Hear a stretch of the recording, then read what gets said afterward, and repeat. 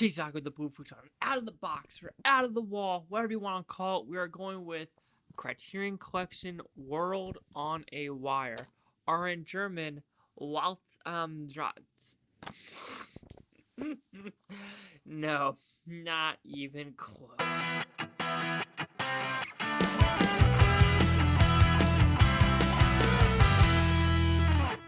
So World on a Wire is a 212-minute spectacle of a TV series. So this was a German TV series that happened in the 70s, I believe, that split into two parts. So about an hour and 45 minutes apiece.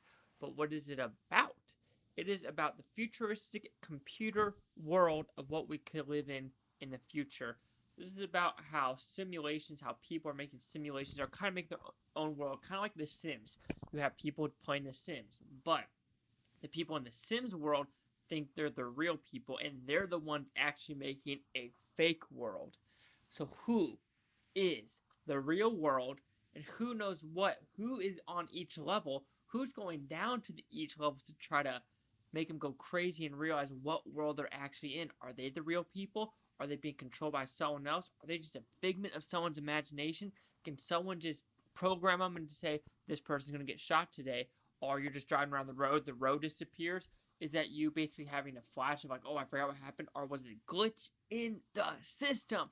So almost kind of like a Matrix-ish feel without the violence. So what I like about this TV marathon spectacle, even though it's more like a, movie-ish TV thing, but it is very good for its time. There is some good aspects of the writing, the dialogue, and how the actual television event was filmed. It is very interestingly filmed.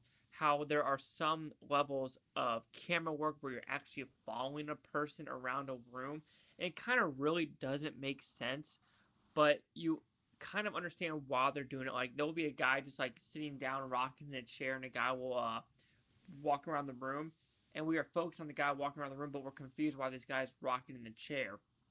Or another reason of how we will focus on someone in the background, they'll give you a weird glare of like something's not right, like they just look too fake for what they're actually trying to do in that story. So they're actually putting that on purpose, and in doing so, you have some different layers of different characters in this film of what they're actually going through. Also, what I like about this film is the actual atmospheric story. I know I talk about the camera work, but the atmospheric story actually portrays this to be a lot more interesting, a lot more unique, and it sucks you in. Yeah, there are kind of a lot of slow parts in this film of you're like, okay, where are we trying to go with? What is this steel company? Why do we care about this newspaper article and this guy in Italy writing this newspaper article? Like, what's the dynamic of them? What are all these characters? Because there are a lot of characters in this film, and you can't forget, like, okay, wait a minute, who's that person? Who's that person? Is that person backstabbing that person? But overall, it's a good aspect of looking at it that way. Also, I'll have to say there are a lot of comedic moments of some of the acting. Some of the acting is a little bit over the top.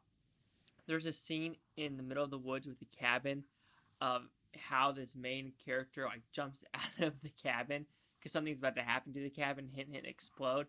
But he jumps out and he like lands and he runs away. And it almost feels like the explosion didn't happen at the right time, but it was actually funny. And also another story where this guy's on a chase and he sees a person in the car. And he just jumps on a fence, and you're like, why'd you do that? Are you a spider monkey? Like, what are we trying to do in that scenario? It doesn't make sense. So some of the character decisions don't make sense, but knowing the conclusion, you wonder if these character choices are not their actual choices, but if a computer program forcing them to make these choices for them. So I think that is why some of these characters make those choices, while the camera focuses on some people in the background, not in the forefront, as well as what the camera is actually focusing on. Because there are some scenarios where they're focusing on a mirror, and you're focused on everything that this person sees through the mirror. Or like I said, as well as following this one person around the room. Or it's not even that, you're focused on the person in the chair also, and the guy walking around the room is the one spitting the dialogue. So you're like, why are we just focusing on this person? Do we not care about this person? Opening these random doors to different, sections of the room. while the characters talking don't care that this person's doing it. That's why I was a little confused in the front, because there was a scene like that where there's three people talking and one guy just walks up and starts opening random doors in each room while the two people in the original room are still talking. So you're like, what are we trying to do? Which, when you know the conclusion, it's just more of a simulation. Let's put it that way. So We're on a Wire. Is it for everyone? No. It is a 1970s German TV series, which I understand why people not like it, because it is slow, but it is smart with what the simulation of what it was trying to do with the Sims world. And I could see a lot of movies and video games that probably took some uh, liberty of use some of these scenarios and choices in this, and decisions, choices, or what am I trying to say, guys? Liberties of storytelling in this story, and then use it for their own purposes, like the Matrix or stuff like that. So We're on a Wire. It's a good Criterion collection. We'll talk about the actual Criterion. There's not a lot of bonus features on this one, as well as the quality is not the greatest, but like I said, this is a TV series filmed on like 35 millimeter film, so transferring this to like good 4K or 2K quality will be extremely hard to do. I had a burp.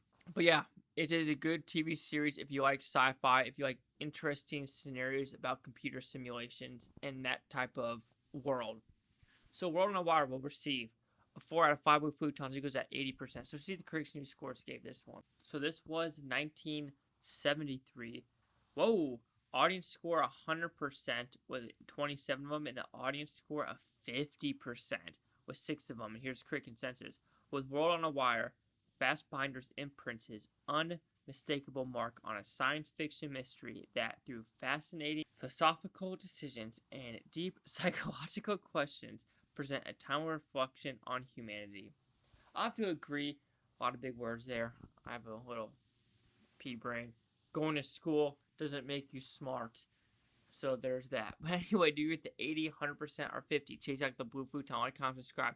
One of the things, Blue Futon, Toby, Blue Futonians. Thanks for watching. Have a great day. Peace and love. Peace and love. And yes, it's a German. German language scares me. Like, there's a one word, because I've been to Germany. I lived there in Portugal and stuff like that. But there's a word there where it was like a small word, like in America, like French toast or something. But it's like a 27 syllable word. You're like,